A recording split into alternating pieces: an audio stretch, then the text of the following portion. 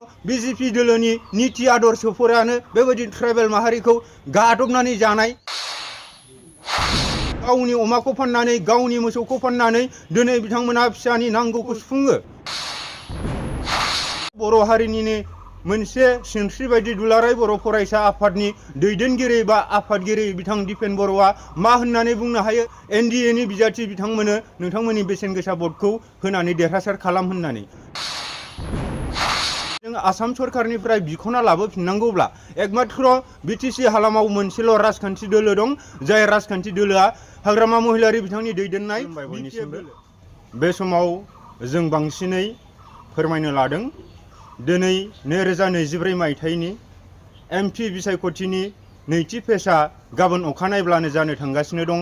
नाथाय बेजोंनो जोंहा लोब्बा लाखिनानै जिथु बर' हारिनि BTC हालामनि नोंथांमोननि थैनाय थांनायनि बाथ्राफोरखौ जों नैबे भिडिअनि गेजेरजोंनो जों लाबोनो सानदों। मानोना थांनाय 2020 मायथाइनि 27 जानुवारि खालारनिफ्राय जा BTR गोजोन गोरोबथा जादोंमोन, बै BTR गोजोन गोरोबथानि गेजेरजों दिनै BTC आव मोनखानाय माखासे पावार एन्ड फांसनफोरखौ आसाम सरकारा लानानै थांफिनदों।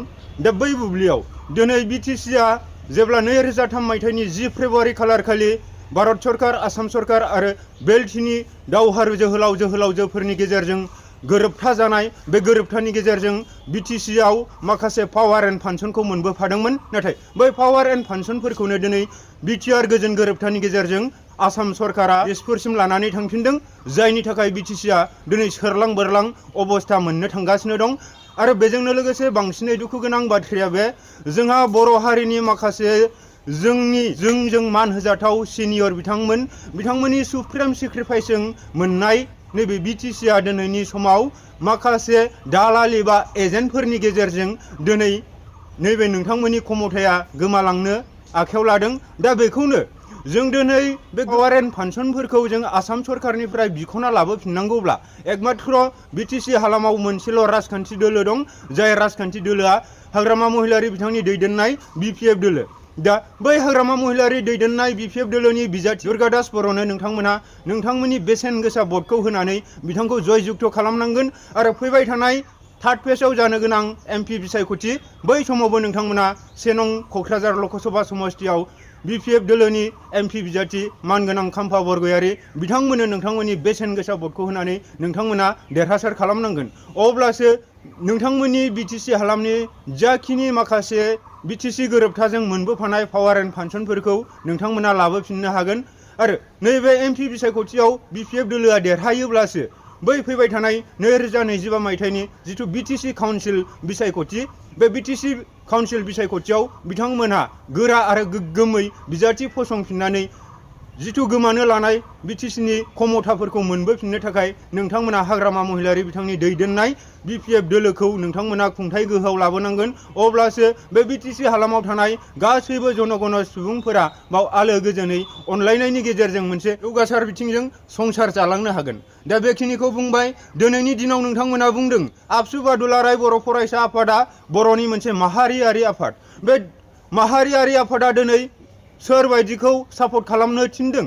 दिनै बर' हारिनि मोनसे हारिनि सिनस्रि बा दुलाराय बर' फरायसा आफादा दिनै दिलीप शइकिया बा NDA नि बिजाथि बिथांमोननो नोंथांमोननि बेसेन गोसा भटखौ होनानै जयजुक्त खालाम, देरहासार खालाम होननानै बुंदों। नाथाय बैबायदि मोनसे हमग्र बर' हारिनिनो मोनसे सिनस्रि बायदि दुलाराय बर' फरायसा आफादनि दैदेनगिरि बा आफादगिरि बिथां दिपेन बर'आ मा होननानै बुंनो हायो NDA नि बिजाथि बिथांमोननो नोंथांमोननि बेसेन गोसा भटखौ होनानै देरहासार खालाम होननानै।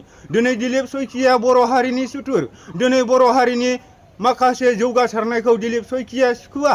दिनै NDA दिनै BJP सरकारा जों बे आसामनि माखासे ट्राइबेल माहारिफोरखौनो माबोरैहाय स्क्रेप खालामनो हागोन, माबोरैहाय गादबनानै जानो हागोन, माबोरैहाय नेवसिगारनो हागोन, बेबायदिनिल' प्लान आरो पलिसि खालामो। दिनै नोंथांमोना गमामायै नुदों दिनै बेयाव एक राष्ट्र एक धर्म खालामनो थांगासिनो दङ RSS नि माखासे एक्टिभिटिसफोरनि गेजेरजों।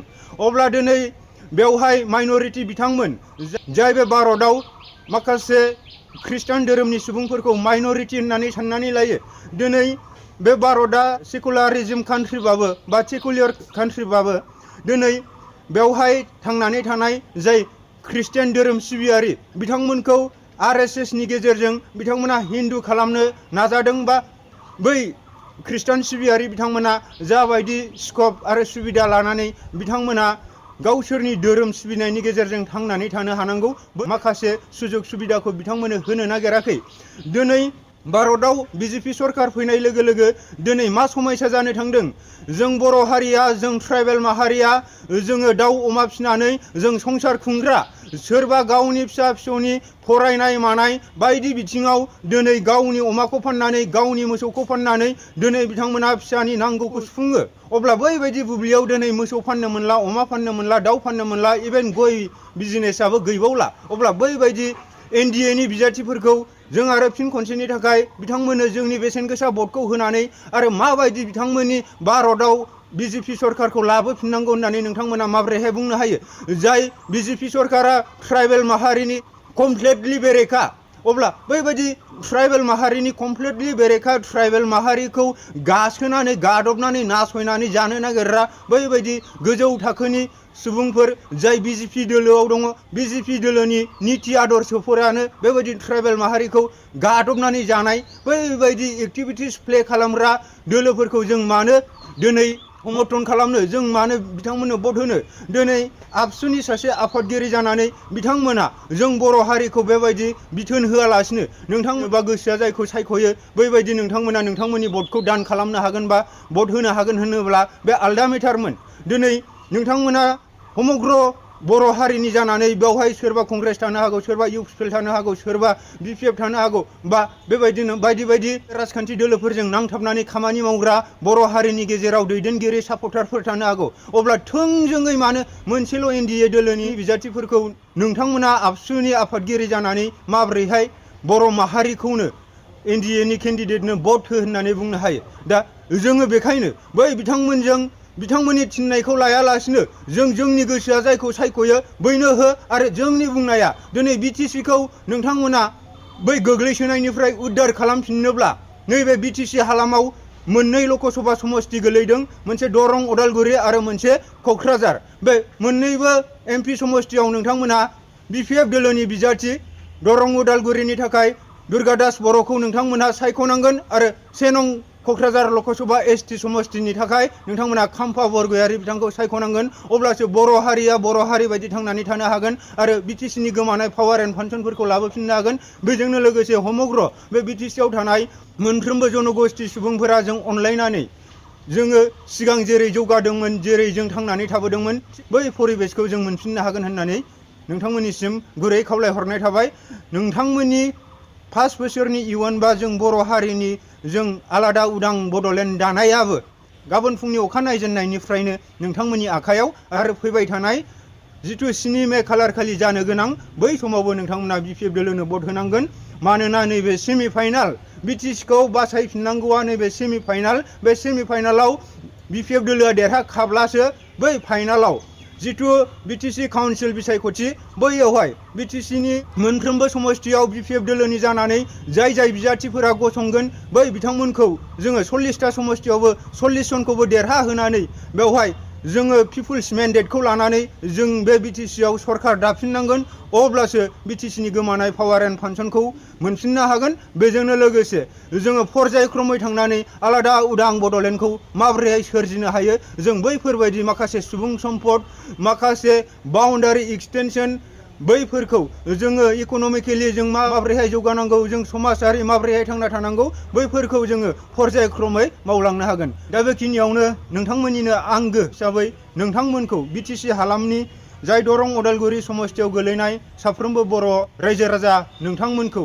जाय बिथांमोनहा भट दान होनो सम जाबाय बा भटार लिस्टआव हाबबाय बिथांमोना जाहाथे गाबोन फुंनिफ्रायनो BPF दोलोनि बिजाथि दुर्गादास बर' बिथांखौ देरहासार होनो थाखाय नांगोलनि सावगारियाव नोंथांमोननि आसिखौ EVM मेसिनाव थुद्लाबनानै दुर्गादास बर'खौ देरहासार खालामगोन आरो BTC नि गोमानाय पावार एन्ड फांसनफोरखौ लाबोफिननायाव बयबो मदद होगोन होननानै नोंथांमोननिसिम आखाइ खबजोबै खुलुमनायजों बेखिनियावनो एसेयावनो दोनथ'बाय।